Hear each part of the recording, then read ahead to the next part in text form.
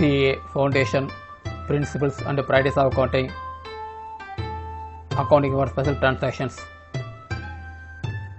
presented by Madhi Academy for Accountancy. அனைவருக்கும் வணக்கம். இது CA Foundation கோர்ஸில் Principles and Practice of Accountingல Chapter 6ல Accounting for Special Transactionல Bill of Exchange and Promissory Notes.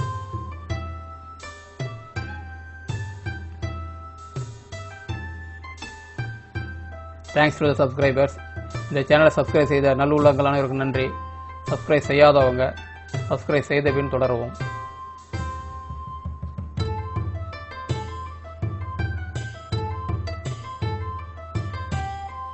Okay, போன லெசனில் நம்ம bill of exchange அப்படின்னா என்ன, ப்ராமிசரி நோட் அப்படின்னா என்ன, அதோட பேஸ் என்னன்னு சொல்லிட்டு அடிப்படைகள் பார்த்தோம். இப்போ பில் ஆஃப் எக்ஸ்சேஞ்ச் பற்றி ஃபர்தராக இன்னும் கொஞ்சம் டிஸ்கஸ் பண்ணிவிட்டு அப்புறம் சம்முக்கு போகலாம். Records of bill of exchange and promissory note. அதாவது இந்த பில் ஆஃப் எக்ஸ்சேஞ்ச் எழுதினாலோ இல்லை ரைட் பண்ணாலோ இல்லை அக்செப்ட் பண்ணாலோ அதனுடைய டிரான்சாக்ஷன் இருந்ததுன்னா எப்படி ஜேர்னல் போடுறது அப்படின்றது தான் record of bill of exchange and promissory notes. அதாவது பில் ஆஃப் எக்ஸ்சேஞ்சுக்கும் ப்ராமிசரி நோட்டுக்கும் அது டிரான்சாக்ஷன் பண்ணோம்னா எப்படி ஜேர்னல் போடுறது அப்படின்றது தான். ஓகே, இப்போ நம்ம என்ன சொன்னோம், ஏ அப்படின்னு ஒருத்தர் இருக்காரு. இல்லை உங்கள் புக்கில் எப்படி இருக்குன்னு இல்லை, நான் சொல்கிற மெத்தடை கொஞ்சம் ஃபாலோ பண்ணுங்கள். பிரின்சிபலாக எப்போதும் என்ன பண்ணுங்கன்னா ஜேர்னலை நீங்கள் போட கற்றுக்குங்க. ஃபண்டமெண்டல் மட்டும் தெரிஞ்சுக்கிட்டு நீங்கள் போட கற்றுக்குங்க. புக்கில் இந்த மாடல் இருக்குது, அந்த மாடலில் ஜேர்னலில் போடலாம் அப்படின்ற மாதிரி மெமரைஸ் பண்ணி போடாதீங்க. அந்த ஜேர்னல் ஏன் அந்த மாதிரி போடுறாங்க அப்படின்னு தெரிஞ்சுக்கிட்டு போடுங்க. அதுதான் ஈஸியாக இருக்கும். ஓகேங்களா? சரி, இப்போ பார்ப்போம். ஏ அப்படின்னு ஒருத்தர் இருக்கிறார், பி அப்படின்ட்டு ஒருத்தர் இருக்கிறார். ஏ பில் பண்ணுறாரு. அதாவது இது பில் ஆஃப் எக்ஸ்சேஞ்சுன்றது ப்ராமிசரி நோட்டாக இருக்கலாம், பில்லுன்றது ப்ராமிசரி நோட்டாக இருக்கலாம், இல்லை பில் ஆஃப் எக்ஸ்சேஞ்ச் இருக்கலாம், எது வேணா இருக்கட்டும். பில் அப்படி நம்மளை பொறுத்த வரைக்கும் பில். ஓகே, இவர் அதாவது பி 10,000 ரூபா பணம் ஏவுக்கு தரணும்னாக்கா, கடனாக இருந்தாக்கா, இதுக்கு அவர் பில்லு ரைஸ் பண்ணியிருந்து பில்லு ஏதாவது பண்ணியிருந்தாங்க வச்சுக்கிங்களா. இப்போ தெளிவாக பாருங்கள். பி என்பவர் 10,000 ரூபாய் ஏவுக்கு தர வேண்டி இருக்குது. அதுக்கு பதில் ஒரு பில்லை ரைஸ் பண்ணாங்கன்னா, ஏற்கனவே சொல்லியிருக்கேன், பில்ஸ் ஆஃப் எக்ஸ்சேஞ்சுன்றது என்ன சொல்லியிருக்கேனாக்கா, ஏ ரைட் பண்ணுவார், அதை பி அக்செப்ட் பண்ணிக்குவாருன்னு. ப்ராமிசரி நோட்னா பிஏ ரைட் பண்ணி கொடுத்துருவார், ஏவுக்கு கொடுத்துருக்குறேன். இப்போ யார் எழுதுறாங்க யாருக்கு போகிறாங்கன்றலாம் நமக்கு தேவையில்லை. இப்போ நான் என்ன சொல்கிறேன்னாக்கா, பி என்பவர் ஒரு 10,000 ரூபாய்க்கு ஏவுக்கு பணம் தரணும்னா அதுக்கு பதில் ஒரு பில்லு தரார். இப்படி வச்சுக்கோம். பி என்பவர் 10,000 ரூபாய்க்காக ஏவுக்கு பில்லு தரார் அப்படின்னா, இவர் பில்ஸ் ரெசீவ் பண்ணுறவர். இப்படி வச்சுக்கோங்க, பில்ஸ் ரெசீவ் பண்ணுறவர். இவர் பில்ஸு பே பண்ணுறவர். இந்த கான்செப்டை ஞாபகம் வச்சுக்கிங்க. போதுங்களா? இப்போ பி என்பவர் பில்ஸ் பே பண்ணுவார், ஏ என்றவர் பில்ஸை ரெசீவ் பண்ணுவார். ரைட். இப்போ இந்த பில்லுன்ற வார்த்தைக்கு என்னன்னாக்கா வெரி சிம்பிளாக தெரிஞ்சுக்கிங்க, இது கன்ஃபியூஸாக ஆகாதீங்க. பில்லு எதுக்காக தரோம்? இந்த 10,000 ரூபா ஒரு பணம் தரணும் அப்படின்றதுக்காக, நான் உனக்கு 10,000 பணம் தரேன் அப்படின்னு சொல்கிறதுக்காக எழுதி தரக்கூடிய ஒரு பத்திரம், அவ்வளோதான் இல்லைங்களா பில்லு. இப்போ இந்த பில்லுன்ற நெகோஷியபிள் இன்ஸ்ட்ருமெண்ட் யாரும் சொல்லியிருக்கிறேன். இப்போ பில்லு நெகோஷியபிள் இன்ஸ்ட்ருமெண்ட்னா உங்களுக்கு அக்கௌண்ட்ஸ் தெரியறதுக்காக சொல்கிறேன். இட் இஸ் நாட் கரெக்டு, ஆனால் உங்களுக்கு ஈஸியாக அண்டர்ஸ்டாண்ட் பண்ணுறதா சொல்கிறேன். இந்த பில்லுன்றதை கேஷ் அப்படின்ற மாதிரி நினச்சிங்க, பில்லுன்றதை கேஷ்ன்ற மாதிரி நினச்சிங்க, ரொக்கம் அப்படின்ற மாதிரி நினச்சிங்க. ஆக்சுவலாக அது கிடையாது, பட் உங்களுக்கு புரியணும் அப்படின்றதுக்காக சொல்கிறேன். பில்லுன்றது ஒரு பணம் அப்படி வச்சுக்கிங்க, பணம் மாதிரி அப்படி வச்சுக்கிங்க, அவ்வளோதான். இப்போ பில்ஸ் பேயபிள் பில்ஸ் ரெசீவபிள்னா பி என்பவர் பணம் கொடுக்கணும், ஏ என்றவர் பணத்தை ரெசீவ் பண்ணிக்கணும். இதுதான் ரூல் இல்லையா? இதுதான் ரூல். B bills. அப்போ பில்ஸ் பேயபிள் அப்படின்னா பணம் கொடுக்க வேண்டியதுன்னு அர்த்தம், பணம் கொடுக்கணும்னு அர்த்தம். பில்ஸ் ரிசீவபிள்னா பணம் பெற வேண்டி இருக்குதுன்னு அர்த்தம். ஓகேவா? இந்த கான்செப்ட் புரியுதா? அப்ப பில்ஸ் பேயபிள் அப்படின்னா கொடுக்கணும், கொடுக்க வேண்டியது. பில்ஸ் ரிசீவபிள் அப்படின்னா வர வேண்டியது. வச்சுக்கிங்க. ஓகேவா? இப்போ பில்லுன்றது வார்த்தை நம்மளை பொறுத்த பில்லுன்றது பணம் போல அப்படின்னு வச்சுக்கிங்க. கேஷ் போல ஒரு இது அப்படி இன்ஸ்ட்ருமெண்ட். பணம் கிடையாது, கேஷ் போல. ஓகே. இப்போ பாருங்க, இப்போ ஒரு சிம்பிளாக ஒரு கான்செப்ட் சொல்ல பாருங்க. ஏன்றவர் பி இருக்கிறாரு. ஏ வந்து பிக்கு வந்து ஒரு 10,000 பணம் தரார். ஏ வந்து பிக்கு ஒரு 10,000 பணம் தரார். அதாவது பி வந்து பணத்தை ரிசீவ் பண்ணுறாரு. அப்போ என்ன வரும்? ஏவோட அக்கௌண்ட்ஸில் என்ன செய்வோம்? ஏவோட அக்கௌண்ட்ஸை பொறுத்த வரைக்கும் என்ன பண்ணுவோம்? ஏ வந்து பிக்கு பணம் கொடுத்தாருனாக்கா B account debtor to cash போடுமா? பியை பொறுத்த வரைக்கும் பி அவர் அக்கௌண்ட் மெயின்டைன் பண்ணால் என்ன பண்ணுவார்? கேஷ் அக்கௌண்ட், ஏன்னா கேஷ் ரிசீவ் பண்ணுறாரு. Cash account debtor to A account. ஓகேவா? இது புரியுதில்ல? இது ஏ வந்து பிக்கு பணம் கொடுத்தாருன்னா பி பணத்தை ரிசீவ் பண்ணுறாரு. அதனால் வந்து debit the receiver, B account debit, credit what goes out, cash வெளியே போகுது. அப்போ B account debtor to cash. ஏவோட புக்ஸில் பி அவர் புக்கில் என்ன எழுதுவார்னா பணம் உள்ள இதில் இது வந்து டெபிட் வாட் கம்ஸ் இன். அப்போ கேஷை டெபிட் பண்ணிக்கிறாரு. Credit the giver to A கொடுத்தாருன்றனால இவர் கிரெடிட் பண்ணுறாரு. இப்போ இது கேஷுக்கு தான் சொன்னேன். இப்போ பில்லு அதே மாதிரி தான். பில்லு வந்து பணம் போலன்றதுனால ஏ பில்லு கொடுத்தாருனாக்கா அப்போ கேஷ் எங்கே போகிறீங்களோ அந்த இடத்துல பில் போடுங்க. இவர் பணம் கொடுக்கறதுனால பில்ஸ் பேயபிள்னு போடுங்க. இவர் வந்து பணம் வாங்குறதுனால பில்ஸ் ரெசீவபிள்னு போடுங்க. அவ்வளோதான். இப்போ கணக்கு புரியுதா? ஏ வந்து பணம் கொடுக்கறதுனால கொடுக்குறவர் பில்ஸ் பேயபிள். இது வந்து பி வந்து பணம் ரிசீவ் பண்ணுறாரு. பில்ஸ் ரிசீவ் பண்ண பில்ஸ் ரெசீவபிள். பில்ஸ் ரெசீவபிள்ன்றனாலும் பில்ஸ் பேயபிள்னாலும் பணம் போல அப்படின்னு வச்சுக்கிங்க. யார் கொடுக்குறாங்களோ யார் வாங்குறாங்கன்றத கணக்கை வச்சுக்கிட்டு அது பில்ஸ் ரெசீவபிளாக பில்ஸ் பேயபிளாக வச்சுக்கிங்க. இப்போ பில்ஸ் ரெசீவபிள்னால் பணம் உள்ளே வந்ததாக நினச்சிக்கிங்க. பில்ஸ் பேயபிள்னால் பணம் கொடுக்குற மாதிரி நினச்சிக்கிங்க. அப்படி வச்சு கணக்கு போட்டிங்கன்னா உங்களுக்கு அதாவது பணத்துக்கு பதில் இதை கொடுத்துட்றாரு. திருப்பி பணத்தை கொடுத்து அதை வாங்கணும், அது வேறு விஷயம். பணத்துக்கு பதில் கொடுக்குறாரு. அப்போ வந்து அதை நம்ம வந்து பணம் போல ட்ரீட் பண்ணி அந்த கணக்கை போடணும். ஓகேங்களா? இப்போ இதுதான். இது வந்து நம்ம ஜேர்னல் வந்து சம போடும்போது தெரியலாம். இப்போதைக்கு இது வந்து ஜஸ்ட் தெரிஞ்சுக்கிட்டீங்க இல்லையா? இப்போ வந்து உதாரணத்துக்கு இப்போ ஏ இருக்காரு, பி இருக்காரு, ஒரு பில் இருக்குது. பிக்கு வந்து ஏ பணம் கொடுக்கணும் 10,000 ரூபா. இதுக்கு பதில் ஏ வந்து ஒரு நோட்டை எழுதி கொடுத்துருக்காரு, ப்ராமிஸ் நோட்டை பில்லும் எழுதி கொடுத்துட்டாருன்னா இப்போ வந்து இதை வாங்கிக்கிட்டாரு அப்படின்னா என்ன ஆகுனா கேஷ் ஃப்ளோ வருது இல்லையா? அப்போ bills receivable account debit to யார்கிட்ட வந்து ஏ வந்துட்டு டு ஏ. இதை தான் உங்கள் புக்கில் என்ன போட்டிருப்பாங்கன்னா ட்ராயி ஆர் மேக்கர் ஆஃப் த நோட்னு போட்டிருப்பாங்க. யார் எழுதுறாங்க வரைஞ்சி எழுதுறாங்களா அப்படின்ற மாதிரி போட்டிருப்பாங்க. அதெல்லாம் தேவையில்லை. யார் கொடுக்குறாரு அப்படி வச்சுக்கிங்க. ஓகேங்களா? Bills receivable account. ஓகே. இதே இவர் புக்கில் எழுதுனா என்ன பண்ணுவார்னா பி கொடுத்துட்டாரு. பி பணம் வாங்கினால B account debtor to bills payable அப்படின்னு சொல்லிட்டு ஒரு போட்டு வச்சுக்குவார். அவ்வளோதான். இந்த இதுதான் பேசிக் ஜேர்னல்.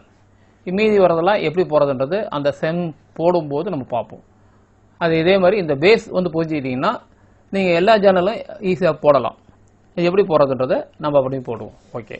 ஏன்னா இந்த பில்லை வந்து பேங்க்கில் டெபாசிட் பண்ணுவாங்க, திருப்பி வாங்குவாங்க, இவர் பணம் கொடுப்பாரு, பணம் கொடுக்கும், பில்ஸ் இது இதாக ரிவர்ஸ் ஆகும். அதெல்லாம் எப்படின்றது ஆட்டோமேட்டிக்காக புரிஞ்சுக்கும் நமக்கு. இப்போ இது வந்து புரிஞ்சுக்கிங்க. பில்ஸுன்றது பணம் மாதிரி வச்சுக்கிங்க.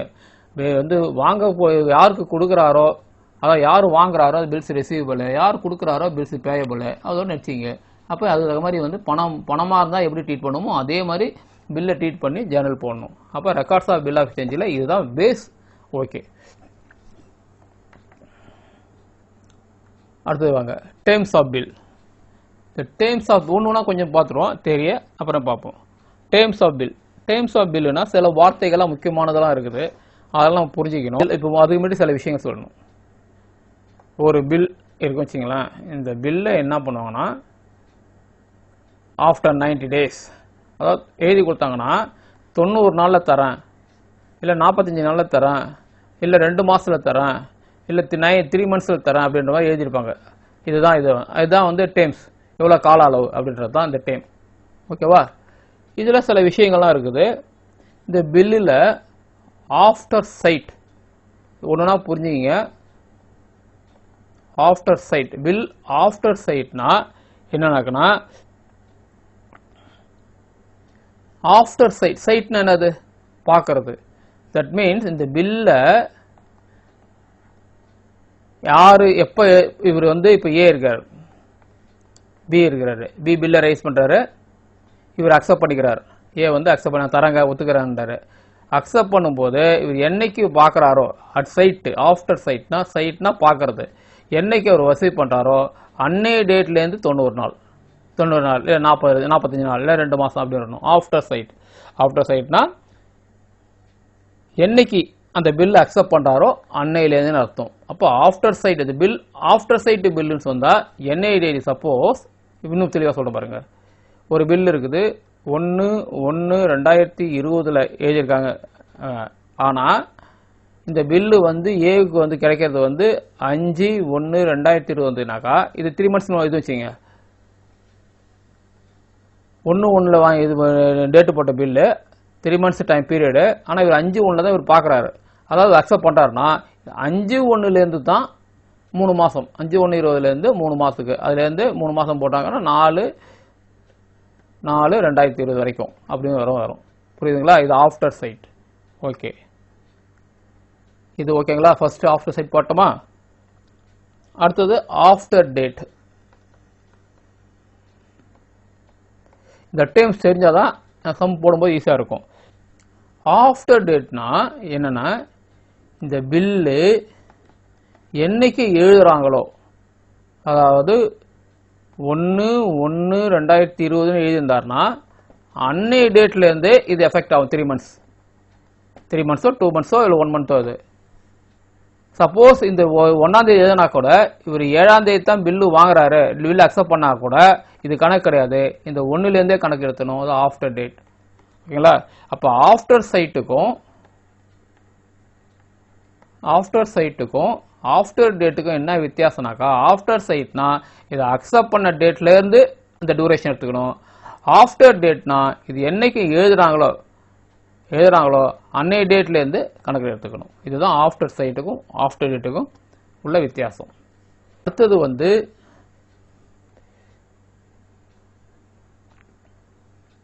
Expiry due date of bill. Expiry and due date of பில்னா என்னன்னாக்கா, பொதுவாக இப்போ 1/1/2020 வச்சுங்களேன், 3 months பில்னு வச்சுக்கிங்க. 3 months பில்னா எவ்வளோ இருக்கும்? இது ஜனவரி, பிப்ரவரி, மார்ச் முடிஞ்சு போச்சு. 1/4/2020 அதோட முடியுது. அன்னைக்கு வந்து 3 months முடிஞ்சு போச்சு இல்லையா?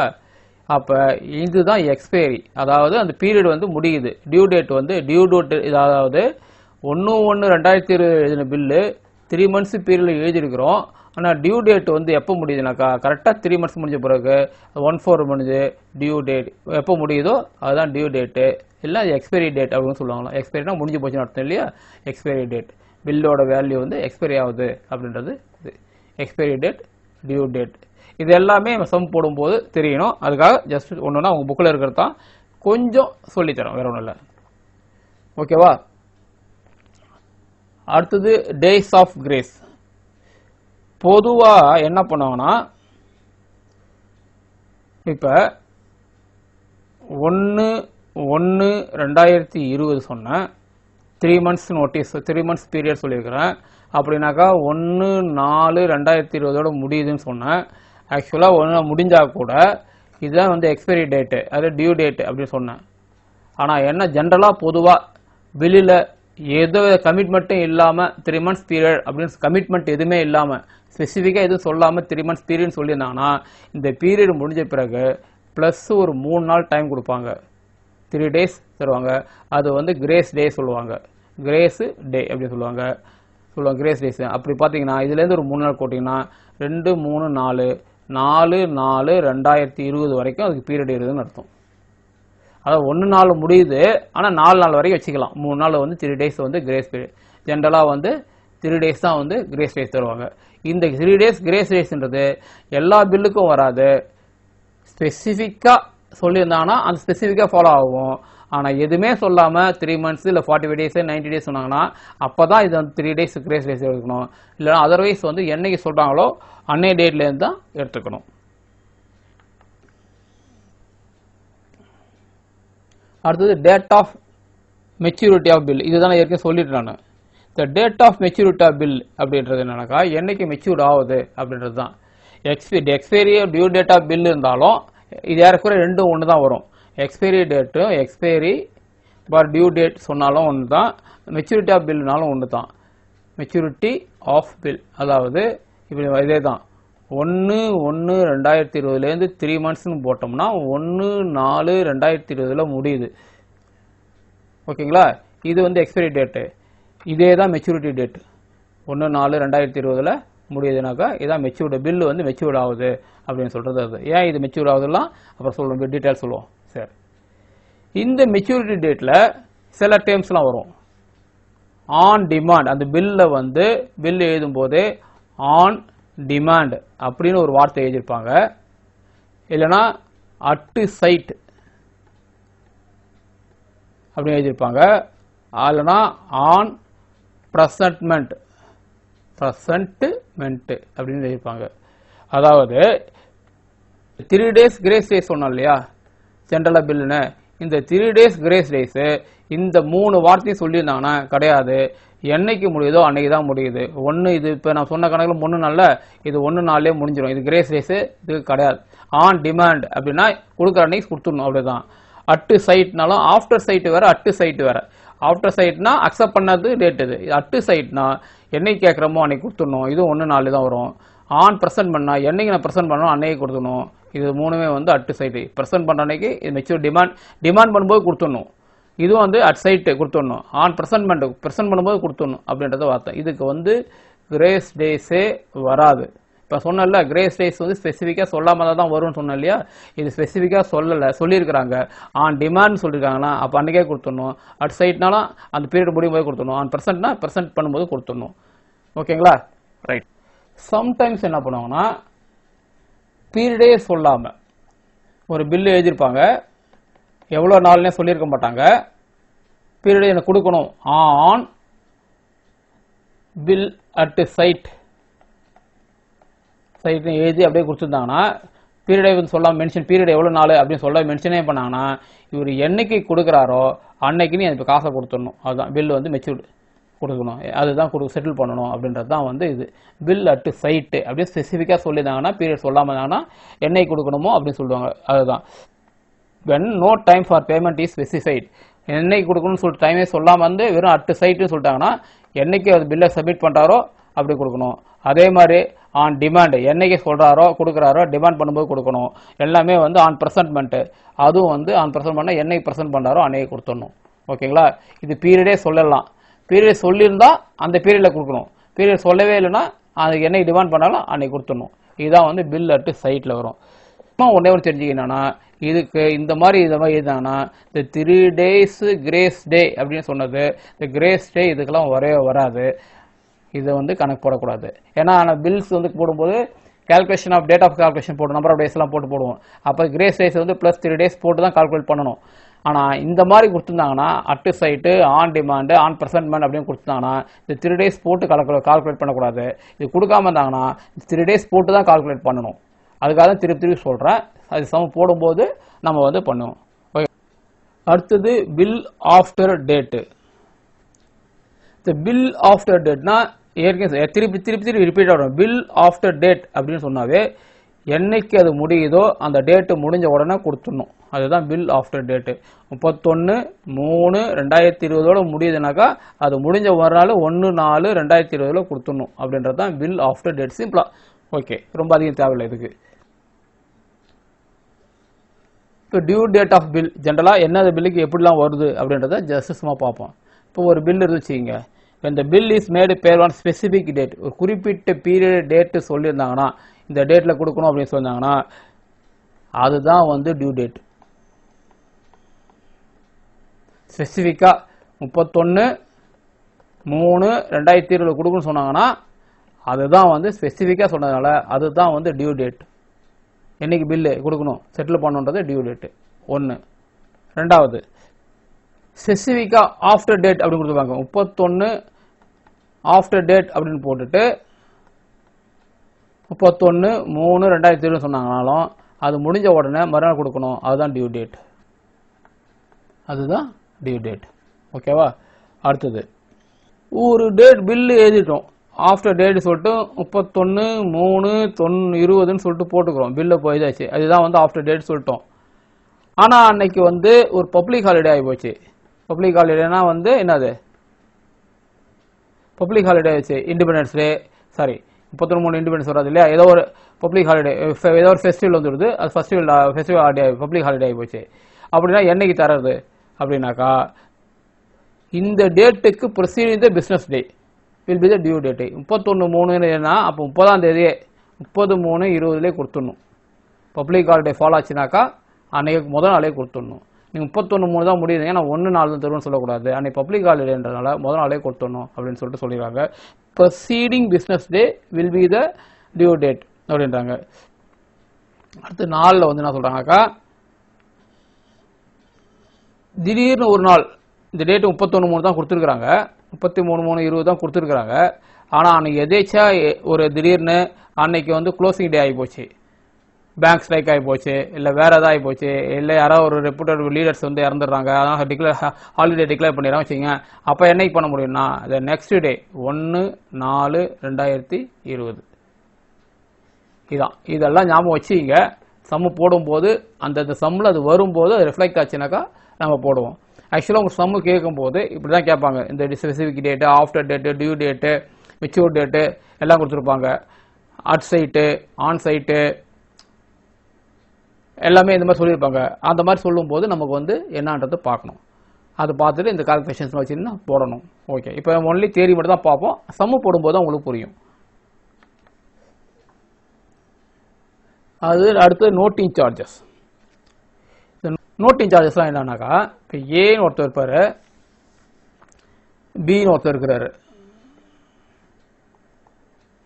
ஏ வந்து பிக்கு 10,000 பணம் தரணும், அது பதில் ஏ வந்து ஒரு ப்ராமிசரி நோட் எழுதி தந்துடுறாரு. That is bill. நம்மளை பொறுத்த வரைக்கும் ப்ராமிசரி நோட்டும் பில்லு தான் இல்லையா, பிக்கு எழுதி கொடுத்துட்றாரு. ஓகேவா?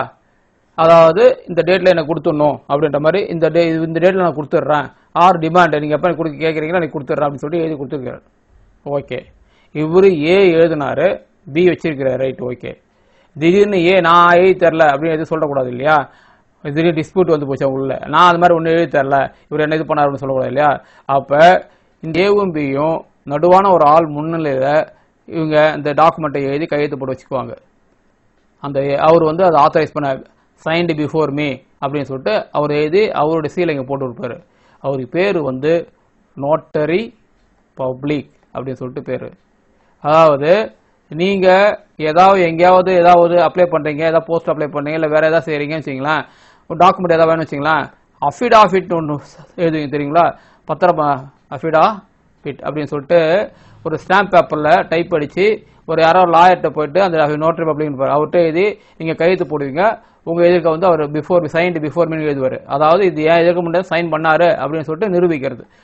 அந்த ஒரு பேர் தான் நோட்டரி பப்ளிக். அதே மாதிரி இங்கே வந்து எழுதுவாங்க.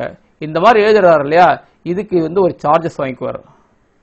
இப்போ சும்மா இது மட்டும் வாங்கிக்குவார், இந்த சார்ஜஸ் வாங்கிக்குவார். அந்த சார்ஜஸ் பேருக்கு வந்து நோட்டிங் சார்ஜஸ். ஓகே, இந்த சார்ஜஸ் யார் பே பண்ணா, யார் பில் எழுதினார, ஏ யார் தரணும், இவர் தான் தரணும் இல்லையா, ஏ தரணும் இல்லையா. அப்போ வந்து டிராயர் தான், இவர் தான் பில் எழுதினவர் தான் தரணும். அதாவது யார் டியூ தரணுமோ அவங்களுக்கு சார்ஜஸ் எழுதுவாங்க. 10,000நாக்கா அது கூட ஒரு 100 ரூபா 100 ரூபா இவர் கணக்கில் எழுதணும். இது எப்படி அக்கௌண்ட் என்ட்ரி போடுறதுன்றது அப்போ சொல்லித்தரேன். ஆக மட்டும் இந்த 100 ரூபா இவர் கட்டணும் அப்படின்ற மாதிரி ஞாபகம், இவர் தான் தரணும் அப்படின்ற மாதிரி வச்சுக்கிங்க. அடுத்தது renewal of bill. Okay, renewal of பில்னா என்னன்னா, இப்போ நீங்கள் டிரைவிங் லைசன்ஸ் வச்சுருக்கீங்க, டிரைவிங் லைசன்ஸ் உங்களுக்கு வந்து 30/3/2020 முடியுது போச்சு வச்சுக்கீங்க, எக்ஸ்பைரி ஆகுது வச்சுங்க, என்ன பண்ணுவீங்க? ஆர்டிஓ போயிட்டு இது ரெனியூவல் பண்ணுவீங்க இல்லையா? ஃபர்தராக வந்து ஒரு 3 இயர்ஸாக 4 இயர்ஸாக ரெனியூவல் பண்ணுவாங்க இல்லையா? இந்த அது 1/4 ஃபர்தராக ரெனியூ பண்ணி இன்னொரு 3 வருஷம் போனாங்க 30/3/2024 அப்படின்னு சொல்லிட்டு ரெனியூவல் பண்ணுவாங்க. அதாவது ஏற்கனவே இருந்த லைசன்ஸ் எக்ஸ்பைரி ஆகி போச்சு, அதுக்காக ஃபர்தராக ரெனியூவல் பண்ணுறோம், ரெனியூவல் பண்ணி இன்னும் 4 வருஷத்துக்கு வந்து நீட்டிக்கிறோம் அப்படின்ற இல்லையா? இதே சேம் கான்செப்ட் தான். ஒரு பில்லு வந்து 3 months எழுதிருக்காங்க வச்சுங்களேன், 1/4/2020 எழுதிட்டு 3 months போட்டாங்கன்னா அது 1/7 அவர் கொடுக்கணும் இது. ஆனால் 1/7 அன்னைக்கு இந்த ஏவால் அந்த பணம் கொடுக்க முடியல, என்ன பண்ணுவார்னா இந்த பில்லை மறுபடியும் ரெனியூவல் பண்ணலாங்கன்னு சொல்லுவார். ரெனியூவல் பண்ணும்போது பழைய பில்லு கேன்சல் ஆகிடும், புதுசாக ஒரு பில்லு எழுதுவார். 1/7/2020 புதுசாக எழுதி மறுபடியும் ஒரு 3 months இன்னொன்று எழுதுவார், அந்த பீரியட் வரைக்கும் எழுதுவார். இந்த மாதிரி பழைய பில்லு வந்து கொடுக்க முடியல, அதை கிளியர் பண்ணிவிட்டு அதை கேன்சல் பண்ணிவிட்டு புதுசாக ரெனியூவல் பண்ணுவாங்கல்ல, புதுசாக எழுதுவாங்கல்ல, இது கேடு தான் ரெனியூவல் ஆஃப் பில் அப்படின்னு சொல்லிட்டு பேர். இதுதான் வந்து எஃபெக்ட் ஆகும். ஓகேவா? ரைட்டு. அடுத்தது ரிட்டையர்மெண்ட் ஆஃப் பில். ரிட்டையர்மெண்ட் என்னன்னா, இப்போ ஒருத்தர் ஏ இருக்கிறாரு, பி இருக்கிறாரு, 1/1/2020 பில் எழுதிக்காரு. 3 months பீரியட்னா 31/3/2020 இது பீரியட் முடியும். அது 1/4 ஒரு பேமெண்ட் தரணும் அப்படின்றது கணக்கு இல்லையா? இது வச்சுக்குவோம். இது இப்போ என்ன பண்ணுவார்? ஏ 3 மாதம் பீரியட் இருக்கும்போது திடீர்னு என்ன சொல்லுவார்னா, 3 மாதம் இதில் கையில் காசு இருந்து வச்சிங்களேன், 2வது மாதமா இல்லை நடுவுலேயே கொண்டு போய் என்கிட்ட பணம் இருக்குது நான் கொடுத்துட்றேன் அப்படின்னு சொல்லிட்டு பில்லை திருப்பி வாங்கி கொடுத்து செட்டில் பண்ணிட்டு திருப்பி வாங்கிக்குவார். அப்போ அந்த மாதிரி டைமில் என்ன பண்ணுவார்னா, அந்த மாதிரி கொடுக்கறதுக்கு பேர் ரிட்டையர்மெண்ட் ஆஃப் பில்லுன்னு சொல்லிட்டு பேர். அதாவது 31/3 தான் முடியுது என்போதே இவர் வந்து 20/2/2020 இல்லை வந்து 20/3/2020 முன்னாடியே வந்து கொடுத்துட்டு பணத்தை கொடுத்து செட்டில் பண்ணிட்டு பில்லை வந்து வித்ட்ரா பண்ணி கேன்சல் பண்ணிக்குவார். அது மாதிரி முன்னாடியே செட்டில் பண்ணார்னா இதுக்கு பேர் வந்து ரிட்டையர்மெண்ட் ஆஃப் பில்லுன்னு சொல்லிட்டு பேர். ஓகே, இந்த ரிட்டையர்மெண்ட் ஆஃப் பில் பண்ணுறதுனால என்ன இதுனாக்கா, இவர் 10,000 தரணும்னு வச்சிங்களேன், இந்த 10,000 தரணும் போது என்ன பண்ணுவார்னா, நான் சீக்கிரம் கொடுத்துட்டேன்ல எனக்கு ரிபேட் கொடுங்க அப்படின்னு சொல்லிட்டு ஒரு 200 ரிபேட்டு இல்லை 500 ரிபேட்டு ஏதாவது வாங்கிக்குவார். அப்போ 9,500 கொடுத்தாவே போதும். இந்த 500 அவருக்கு ப்ராஃபிட்டு ஆர் இன்கம், இது இன்கமாக ட்ரீட் பண்ணி கணக்கு எழுதணும். இது எப்படின்றத சம் போடும்போது பார்ப்போம். அடுத்தது இன்சால்வன்சி. இன்சால்வன்சினா ஏ பில்லு எழுதுறாரு, பி அக்செப்ட் பண்ணிக்கிறாரு, இவர் வந்து பில்லு இருக்குது இது அக்செப்ட் பண்ணிக்கிறாங்க, 3 months நோட்டீஸ் கொடுத்துருக்குறாங்க, ரைட் ஓகே, ஒரு 10,000 தரணும். இப்போ ஏ வந்து என்ன பண்ணுறாரு, திடீர்னு இன்சால்வன்சி திவால் ஆயிடுறாரு. இப்போ என்ன ஆகுறது, பிக்கு பணம் வந்து சேருமா சேராதா? இப்போ சேருமா சேராதான்றதை விட இந்த ஏ இருக்கார் இல்லையா, இவர் சொத்தெல்லாம் விற்பாங்க இல்லையா, விற்றுக்கிட்டு செட்டில் பண்ணுவாங்க. செத்து கொடுக்கும்போது பிக்கு வந்து 10,000 பதில் 8,500 தான் கிடைக்குதுன்னு வச்சுக்கிங்களேன். 8,500 வாங்கிக்கிட்டு பில்லை க்ளோஸ் பண்ணிக்கணும். இந்த 1,500 வந்து லாஸ்ன்னு சொல்லிட்டு ஒரு அக்கௌண்ட்டில் பிஎன்எல் அக்கௌண்ட்டில் லாஸில் கொண்டு எழுதிக்க வேண்டி தான் வரும், வேறு வழி கிடையாது. இது வந்து இன்சால்வன்சி வரும்போது இது பண்ணுறது.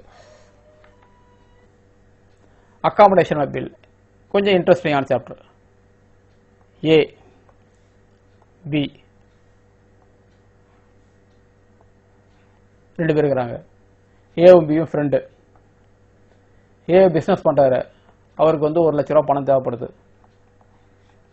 இப்போ என்ன பண்ணுவார்னா, ஏ வந்து பிஏ வந்து பி கிட்ட சொல்லுவார், நீ எனக்கு ஒரு பில்லு எழுதி கொடுத்துரு அப்படின்னுவார். நீ எனக்கு கடன் தர மாதிரி ஒரு பில்லு எனக்கு 1 லட்ச ரூபாய்க்கு எழுதி கொடு அப்படின்னுவார். பி வந்து ஏவுக்கு வந்து 1 லட்ச ரூபா தரணுன்ற மாதிரி பில்லை எழுதி கொடுத்துவார். அதாவது 3 months நோட்டீஸ் கொடுத்து எழுதுவார், 3 மாதத்தில் வந்து தந்துடுறேன் அப்படின்ற மாதிரி எழுதி வந்து பி வந்து ஏவுக்கு வந்து சொன்னார்ன்ற எழுதி கொடுத்துவார். ஏ என்ன பண்ணுவார், இந்த பில்லு எடுத்துன்னு போயிட்டு பேங்க்கில் டெபாசிட் பண்ணிட்டு பேங்க் கலெக்ஷன்ஸ் இதை வச்சுக்கின்னு பேங்க்கில் வந்து வாங்கிக்குவார். இந்த 1 lakh வாங்கிக்குவார். இதை வந்து டெபாசிட் பண்ணி இதெல்லாம் வந்து சொல்லியிருக்கோம். அது 1 lakh இந்த பில்லை வந்து பேங்க்கில் ப்ரெசென்ட் பண்ணிவிட்டு 1 lakh வாங்கிக்குவார். பி ஜென்ரலாக இது சொல்கிறது மாதிரி சொல்லிடுறேன், எந்த பில்லு வேணாலும் சப்போஸ் ஏ ஒரு பி இருந்துச்சிங்களா, ஏ வந்து பிக்கு ஒரு பில்லு தர வச்சுங்க, இது அப்புறம் பார்ப்போம். இது ஏ வந்து ஒரு பிக்கு ஒரு பில்லு தரார். பி பில்லு தரேன்னா பில்லு வந்து 3 மாதம் கழிச்சு தான் அவருக்கு பணம் வரும்னா பி என்ன பண்ணுவார், இதை பேங்க்கில் டெபாசிட் பண்ணுவார். பேங்க்கில் டெபாசிட் பண்ணிட்டு எவ்வளோ அமௌண்ட்டை அவர் வாங்கிக்குவார். பேங்க் என்ன பண்ணும், கரெக்டாக 3 மாதம் முடிஞ்ச பிறகு ஏகிட்ட கொடுத்துட்டு அந்த பில்லை வாங்கிக்கும். இதுக்கு உரிய கமிஷனை வந்து பி கிட்ட வாங்கிக்கும். அதாவது 1 லட்ச ரூபானாக்கா பிக்கு வந்து 99,000 கொடுத்துரும். ஏகிட்ட இருந்து அந்த 31 முடிஞ்ச பிறகு வாங்கும்போது 1 லட்சம் வாங்கிக்கிட்டு 1000 ரூபா அதுக்கு வந்து சர்வீஸ் சார்ஜஸ் இந்த 90 மாதிரி கொடுத்தது வந்து கலெக்ஷன் ஆகிடும். இந்த சேம் பிரின்சிபல் என்ன பண்ணுவோம், இங்கே பில்லை வந்து இவர் வந்து என்ன பண்ணுவார், ஏ வந்து அவர் பேங்க்கில் டெபாசிட் பண்ணி 1 லட்சம் வாங்கிக்குவார். வாங்கிக்கிட்டு அது கமிஷன் போக வாங்கிக்குவார். கரெக்டாக அந்த 3 மாதம் முடியும் போது என்ன பண்ணுவார், பிக்கு கொடுத்துருவாரு. பி வந்து அதை டெபாசிட் பண்ணி கிளியர் பண்ணி வாங்கிக்கிற மாதிரி வாங்கிக்குவார். இதுதான் வந்து அக்காமடேஷன். சம்டைம்ஸ் என்ன பண்ணுவாங்கன்னா, ஏ பிக்கு பில்லு தருவார், பி ஏவுக்கு பில்லு தருவார். இவர் தனியாக இவர் டெபாசிட் பண்ணி இவர் பண்ணிக்குவார், இவர் தனியாக டெபாசிட் பண்ணிக்குவார். ஆனால் அந்த பீரியட் முடியும் போது இவருக்கு பதில் இவர் செலுத்துவார், இவர் பதில் இவர் செலுத்தி கிளியர் பண்ணிக்குவாங்க. இதுதான் வந்து அக்காமடேஷன் ஆஃப் பில்லுன்னு சொல்லிட்டு பேர். இது எப்படி போடுறதுன்றது ஜேர்னல் போடும்போது சொல்லித்தரோம். அடுத்து கலெக்ஷன். இந்த கலெக்ஷன் தான் ஏற்கனவே சொல்லிட்டேன். இப்போ ஏ இருக்காரு, பி இருக்காருன்னா, ஏ ஒரு பில்லு எழுதி கொடுத்தாருன்னா, பி வந்து 3 மாதம் கழிக்கிறவங்க வெயிட் பண்ண அவசியம் கிடையாது. அவர் என்ன பண்ணலாம், இவர் பணம் தேவைப்பட்டதுன்னா நேராக இது எடுத்து போயிட்டு பேங்க்கில் டெபாசிட் பண்ணிடலாம். பேங்க் வந்து அதை கலெக்ட் பண்ணிக்கும். ஏ கிட்ட இருந்து 3 மாதம் கழிச்ச பிறகு கலெக்ட் பண்ணிக்கும். ஆனால் அவருக்கு பணத்தை வந்து இவர் கொடுத்துரும். இல்லை இது ஒரு மெத்தடு, ஏ பி 2 பேர் இருக்கிறாங்க.